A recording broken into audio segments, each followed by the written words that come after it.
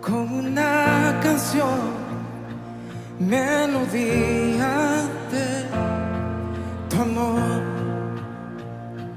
Cantas libertad en mi adversidad, hasta que huya temor. Ya no soy un esclavo del temor, yo soy hijo de Dios. Ya no soy un esclavo del temor, yo soy hijo de Dios. Na, na, na.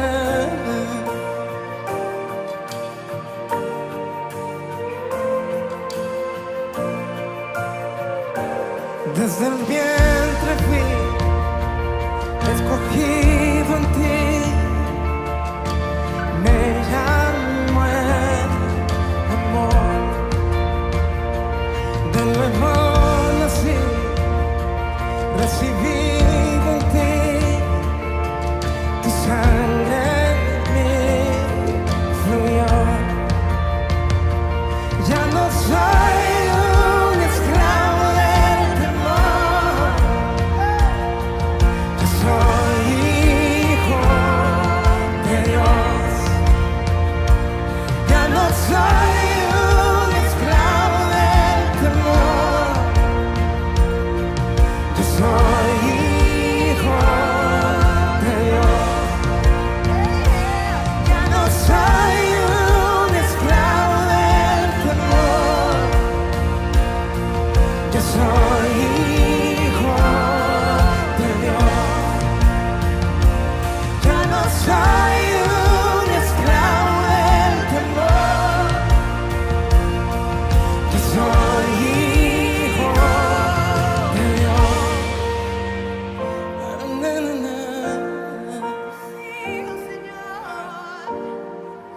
Hola chicos, ¿cómo están? Buenos días. Hoy estoy de nuevo aquí con ustedes. En esta mañana voy a hablar un tema histórico, pero es un poco relacionado con la Biblia y es la historia de José. Quizás en lo que llevamos años en el colegio, en los que de pronto asistimos a una iglesia y en nuestro desarrollo ya hemos escuchado esta historia de José, pero hoy vamos a darle un poquito de un contexto histórico y obviamente el tema de esta semana es la esclavitud, entonces vamos a seguir. Esta historia la encontramos en Génesis en el capítulo 37 y se la voy a tratar de contar un poco de manera entretenida. José era un muchacho que vivía con 11 hermanos. Tenía 11 hermanos en ese momento y él era el menor de todos. Y él era el preferido de su padre. Imagínense los que son los menores, cómo es tener 11 hermanos mayores y que todos lo estén mandando ahí todo el tiempo. Y José, mejor dicho, era el de los mandados. José era el que todo el mundo le pegaba calvazos, todo el mundo lo molestaba. José era ese hermano menor y por lo general ese hermano menor es el consentido, es el preferido. Entonces José era el preferido de su padre. Su padre tenía dos esposas, el pueblo judío en ese momento era polígamo, es decir, tenía relación con dos esposas y entonces su padre amaba más, o bueno, le gustaba más una esposa que la otra. Y José era hijo de esa mujer que él más amaba. Entonces esa era como su preferencia, su hijo amado, y aparte de que era el menor, era el consentido, el preferido. Entonces eso hizo que José haya despertado mucha envidia de sus hermanos. Además de esto, José, en este capítulo de Génesis nos narra que José tuvo dos sueños. Y en estos dos sueños en cuenta que ve como unas, ve como unas estrellas, voy a solo a contar uno de los sueños, como 11 estrellas y el sol y la luna se inclinan ante él. Entonces los hermanos toman estas palabras como prepotentes, como modestas, como que aparte de que es el consentido, es el preferido, dice que en sus sueños ve estrellas y ve el sol y la luna inclinarse ante él. Entonces él que quiere que toda la familia nos inclinemos ante él. Y pasó así, incluso ahí en ese capítulo, para que lo lean, hay otro sueño. Entonces un día José estaba en la casa con su padre y sus hermanos se dedicaban a apacentar las ovejas. Y José salió, y José, estando en la casa, salió a buscar a sus hermanos a tierras lejanas porque sus hermanos estaban apacentando las ovejas y su padre le dijo, José, ve y busca a tus hermanos y tráelos para algo que los necesito. Entonces José salió a buscarlos. Cuando José llega a un sitio, ve que no están, entonces pregunta y dice, ¿han visto a mis hermanos? ¿Saben dónde ellos apacientan las ovejas? Entonces lo mandan hacia otro sitio y él sigue caminando y sigue hasta que llega al punto donde están sus hermanos. Sus hermanos, entre ellos, porque él era el preferido, porque él era el consentido, deciden matarlo. Pero uno de sus hermanos, Rubén, dice que no lo hagamos porque les dice, no hermanos, no lo hagamos porque es nuestra sangre. Entonces, ahí conspirando para hacer el mal entre todos, deciden que José debe quedarse en una cisterna en medio del desierto, sin quitarle la vida. Entonces, José queda metido en una cisterna. En ese momento, pues no habían tuberías, entonces la cisterna simplemente es un hueco grande en medio del desierto donde las personas iban a hacer sus necesidades. Entonces dejan a José ahí metido y pasando unos comerciantes de otra población vecina donde vivían la familia de José. Esta población, estas personas les dicen los madianitas. Entonces, pasando unos madianitas comerciantes que en ese momento pasaban en camello, en dromedario y comerciaban mirra, aromáticas, telas. Pasando allí, sus hermanos deciden vender a José como esclavo. Entonces, venden a José por unas monedas y José es vendido. Entonces dicen, bueno, ¿y ahora qué vamos a decirle a nuestro padre cuando lleguemos a casa?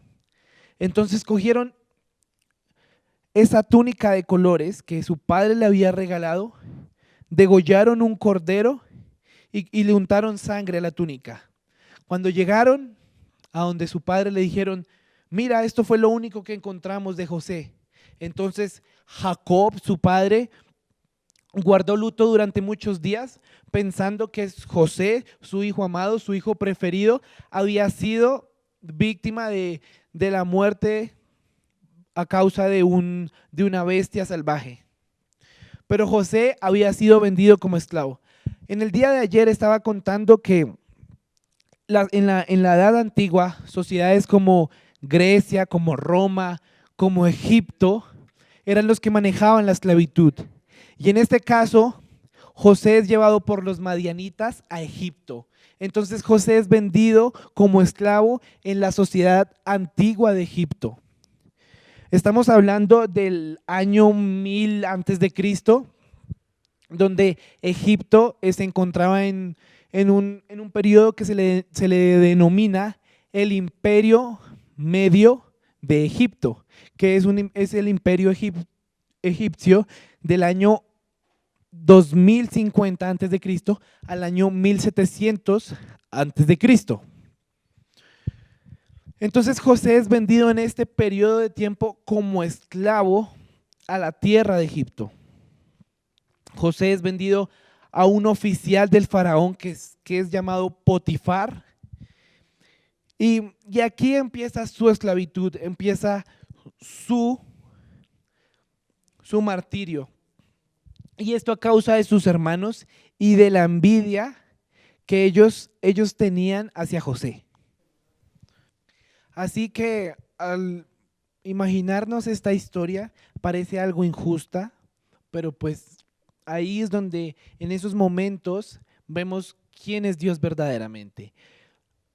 Les voy a mostrar un mapa donde más o menos es la distancia que recorrió José siendo vendido como esclavo, para que de pronto hagamos una idea de la época y del momento. Así que José se encuentra aquí en esta parte que es la tierra de Canaán, donde había nacido, donde fue su ascendencia. Y al ser vendido como esclavo, este es el río Jordán, y al ser vendido como esclavo, tiene que hacer este recorrido, todo este recorrido hasta la tierra de Egipto, hasta acá en la tierra de Egipto. Y allí es donde permanece como esclavo y pues aparte se le empiezan a desarrollar un poco de problemáticas grandes, donde pareciera que Dios no estuviera con él, pero después nos damos cuenta que Dios es el que recompensa. Así que ayer les comentaba que las sociedades antiguas eran los que compraban esclavos y los que tenían esclavos y en la Biblia podemos encontrar que es un libro totalmente histórico y nos muestra que en la sociedad egipcia en ese momento hacían compra de esclavos. Entonces es algo como para tenerlo en cuenta, un dato importante, pero asimismo esta historia nos deja una gran enseñanza y es que hay personas que están a nuestro alrededor y nos llevan a la esclavitud. Y pues más adelante, como esta semana estamos hablando de esclavitud, vamos a ver qué pasa con la vida de José y qué se desenvuelve en la vida de José. Dios te bendiga y espero que esto haya sido grato para ti y que tengas un excelente día de estudio virtual. Hola jóvenes del liceo, una vez más estamos con ustedes en este devocional. Realmente creo que espero que hoy en el transcurso de este día hayamos pensado si realmente somos o no esclavos. Samuel les terminó de hablar del cómo Dios permitió que en la historia de José, en la historia del Génesis, el pueblo entrara a un periodo de esclavitud. Ayer les decía 430 años de esclavitud. Y realmente las raíces de esta esclavitud fueron un plan de Dios. Un plan de Dios porque realmente ellos deberían de entender, y así mismo la humanidad debe entender, qué es esclavitud. Y el texto que ayer mirábamos en San Juan 8:32, y conoceréis la verdad, y la verdad os hará libres. Así que miremos un poquito el panorama de José, aunque Samuel ya les habló más o menos el panorama, pero eran 70 personas los hebreos cuando llegaron a Egipto. Escúcheme esto, eran 70 personas. 70 personas que supuestamente, no, realmente estuvieron bajo esclavitud, 430 años. Pero ¿qué pasó en esos 430 años? Dios permitió que fueran a ese lugar. Mire, Deuteronomio 7:7 dice, el capítulo 7, versículo 7 de Deuteronomio dice que era el pueblo más insignificante del tiempo, de la época, porque eran 70 personas. Entonces se levantaban unas guerras en aquella época que era necesario fortalecerlos y si no, desaparecían. 70 personas enfrentar unos moabitas, 70 personas enfrentar todas estas poblaciones de alrededor, pues no tenían ni el ejército, no tenían ni la fuerza, no tenían ni la capacidad. Entonces ellos quedaron bajo la orden del faraón y de los egipcios. Pero en esos 430 años sucedió algo. En esos 430 años, en Éxodo capítulo 1, versículo 9 dice que cuando José llegó allí con sus 70 personas, se levantó otro faraón que no conocía a ese pueblo.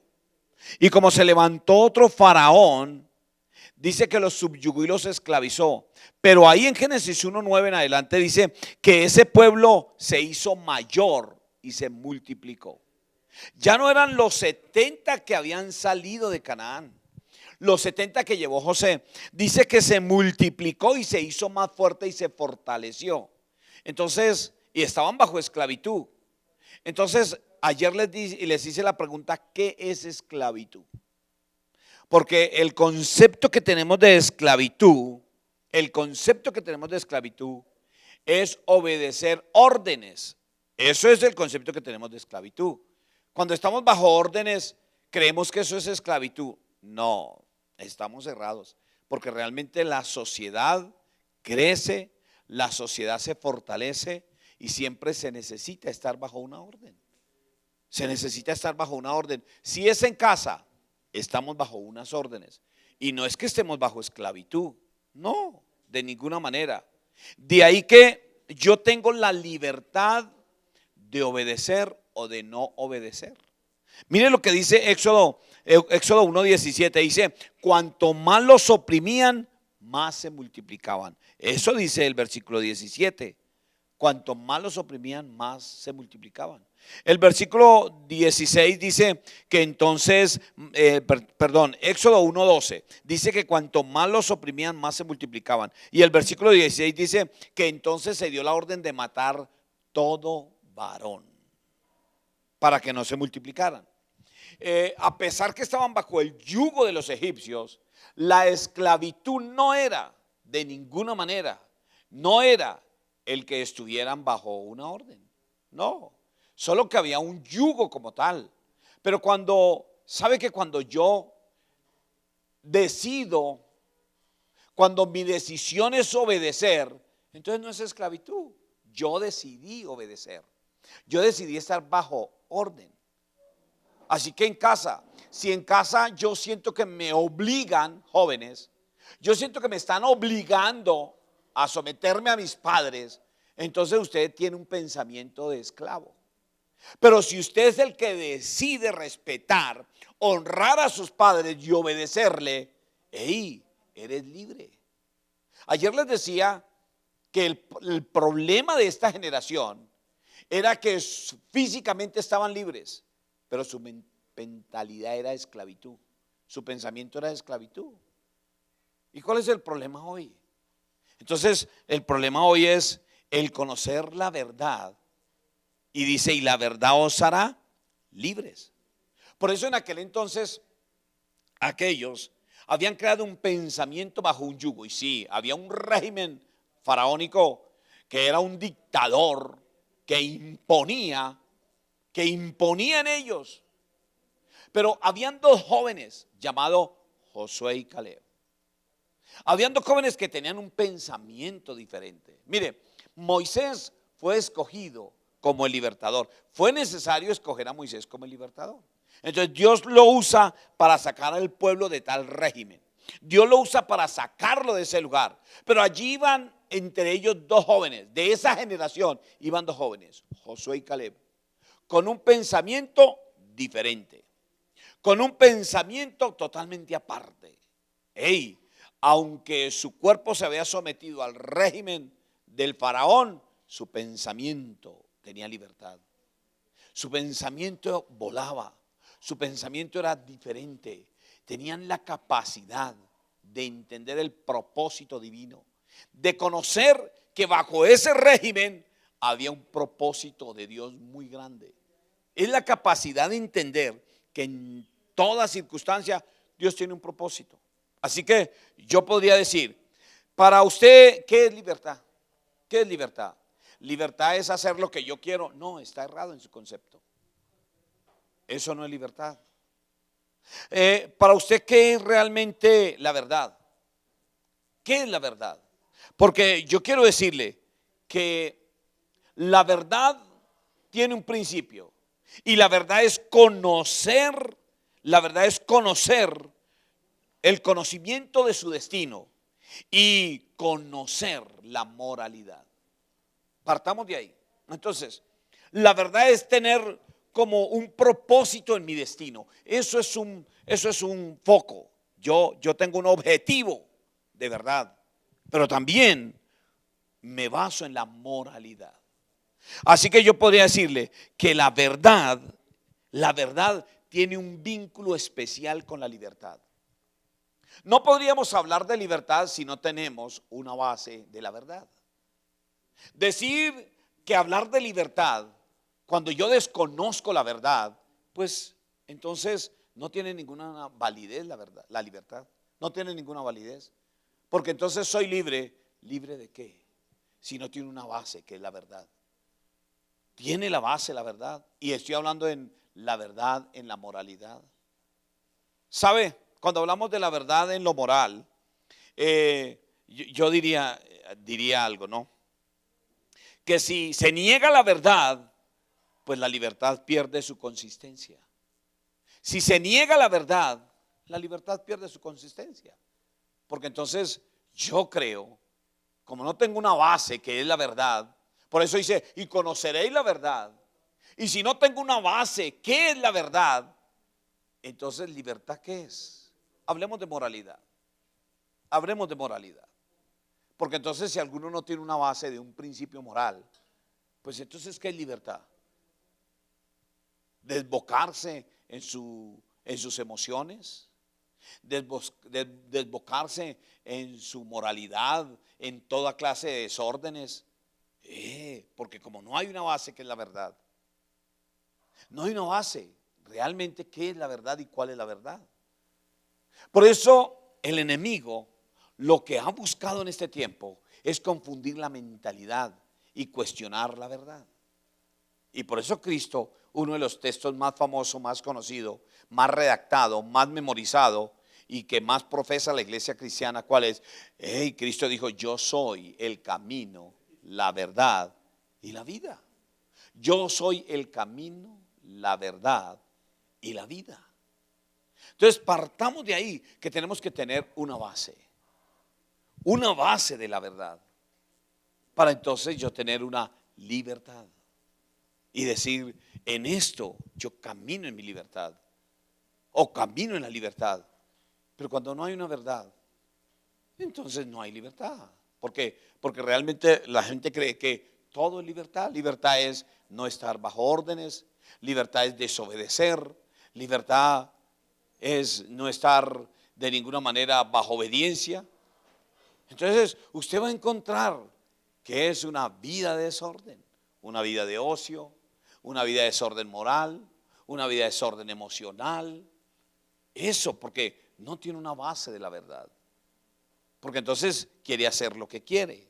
Se dejará realmente dominar por sus pasiones inmorales, porque cree que es libertad. Como no tiene la base de la verdad, así que va a volverse esclavo de sus pasiones. Y como se vuelve esclavo de sus pasiones, no lo va a reconocer. No lo va a reconocer que está esclavo de sus pasiones. Entonces le decimos a aquel que está esclavo de las adicciones: hey, estás esclavo de las adicciones. Él le va a decir, como no tiene la base de la verdad, ¿él qué va a decir? Pues bueno, yo fumo porque quiero, pero él mismo sabe que no es verdad. Él mismo sabe que no es verdad. Pero ¿cuál verdad si él no tiene la base de la verdad? Él mismo sabe que no es así, que vive esclavo del alcohol, que vive esclavo de las adicciones, que vive esclavo de sus pasiones inmorales. Pero no lo va a reconocer. Siempre le va a decir, no, yo realmente busco cosas inmorales en internet porque quiero. Pues cuando no quiero no lo hago, pero no va a reconocer que está pegado a eso. No va a reconocer que el vicio lo tiene adicto. No va a reconocer que está adicto a ciertas circunstancias. Nunca lo va a reconocer. Porque él cree, aunque está esclavo de sus pasiones, no lo va a reconocer. Por eso la libertad, el principio para conocer la libertad, primero tenemos que basarnos en la verdad. Así que ayer yo les hacía una pregunta: ¿qué es verdad? ¿Conoce la verdad? ¿Cuál es la verdad? Y por eso hoy se proclama libertad. ¿Cuál era el problema del pueblo? El problema es que el pueblo salió de Egipto. Y ayer les decía, físicamente ya no estaban bajo un régimen de Faraón, obedeciendo órdenes para que les dieran una ración de alimento. Mire el concepto. Obedeciendo órdenes para que les dieran una ración de alimento. Eso era. Ahora están con Moisés. Ahora tienen dinero, porque usted va a encontrar en la historia del Éxodo que cuando ellos salen, tomaron el dinero de los egipcios porque eso lo planeó Dios y tomaron el dinero de los egipcios. Ahora hay libertad, pero había que obedecer unos parámetros. Eso no quiere decir que están esclavos. Había que obedecer unos parámetros. Hay mucha libertad en ellos. Entonces ya quisieron tener otras inclinaciones y anhelaron el régimen del faraón. ¿Por qué? Porque entonces ellos ya querían y ya querían desechar la verdad, porque creían que libertad no era eso. El concepto que tenían era vano, porque tenían un pensamiento de esclavos, un pensamiento de esclavitud. ¿Sabe? Lo curioso es eso, lo curioso es la generación que estamos viviendo. ¿Cuántos años de pregonar libertad en nuestra América llevamos? ¿Cuántos años estamos pregonando libertad? Pero estamos en generación que realmente de alguna manera está buscando esclavitud, está buscando yugo, está buscando, porque tienen un pensamiento de yugo, un pensamiento de esclavos, porque realmente venimos de unos genes fuertes de esclavitud, unos genes tan fuertes que no nos deja reconocer qué es libertad, porque no nos basamos en una verdad, porque no queremos basarnos en la verdad. Así que yo les dejaría una tarea para el día de mañana. Pensemos en esto, la crisis de la verdad en el pensamiento moderno. Pensemos un poquito en la crisis de la verdad en el pensamiento moderno. Busquemos, por lo menos busquemos el significado de relativismo. Busquemos el significado de eso. Busquemos el significado de palabras que están cuestionando realmente la verdad. Por eso la crisis de la verdad en el pensamiento moderno es muy grande. Es una crisis grande. Porque ahorita hay un pensamiento muy filosófico y se ha avanzado en el pensamiento filosófico que se ha cuestionado la verdad. Y si se cuestiona la verdad, ¿cómo podríamos pregonar libertad? ¿Cómo podríamos pregonar libertad? Y partamos del principio. Para mañana leamos el texto de Génesis 1 y pensemos el principio de la verdad. Cuando el principio de la verdad Dios, y dice, y Dios creó, varón y hembra los creó. O sea, hay un principio de la verdad moral. Y ahí empieza todo un desarrollo de la vida. Pero a mí me da libertad, a mí, Dios en la Escritura me da la libertad para respetar, claro, su pensamiento. Esa libertad me da de respetar. Dios mismo respeta. Dios mismo. Dios no obliga a nadie que crea en Él. Mire, partamos del principio de la verdad. Dios no obliga a nadie. Él respeta. Él respeta que el que se dice ser ateo niegue que hay un Dios creador. Y Dios respeta eso. De lo contrario, Dios obligaría al mundo entero que creyeran en Él. Dios no obliga a nadie y podría hacerlo. Podría hacerlo. Si la misma naturaleza y la misma creación se somete a Dios. Él lo hizo. Romanos 1 del 18 en adelante lo habla. Entonces les dejo esa tarea. La crisis de la verdad en el pensamiento moderno. Y mañana hablaremos de esto. Así que jóvenes, permítame, cerramos el pensamiento de hoy. Y cerremos en el pensamiento de hoy que tenemos que pararnos en la verdad para ir camino a la libertad. No hay libertad si no profesamos la verdad. Y conoceréis la verdad y la verdad os hará libres. Porque es la verdad la que me impulsa a ir a la libertad. No hay otra forma. Si cuestionamos la verdad, no hay libertad. Les estaba diciendo, porque entonces el inmoral, él cree que eso es libertad y no va a reconocer. Como no está basado en una verdad, no va a reconocer que está esclavo de la inmoralidad, que está esclavo de las adicciones. Se lo acabé de decir. Así que, joven, este es el principio. Conozcamos primero la verdad. Mañana empezamos con la crisis de la verdad en el pensamiento moderno. Dios y Padre, revélanos tu verdad en estos días. Dios, y aparta todo pensamiento de esclavitud por causa de los genes que tenemos en nuestra cultura.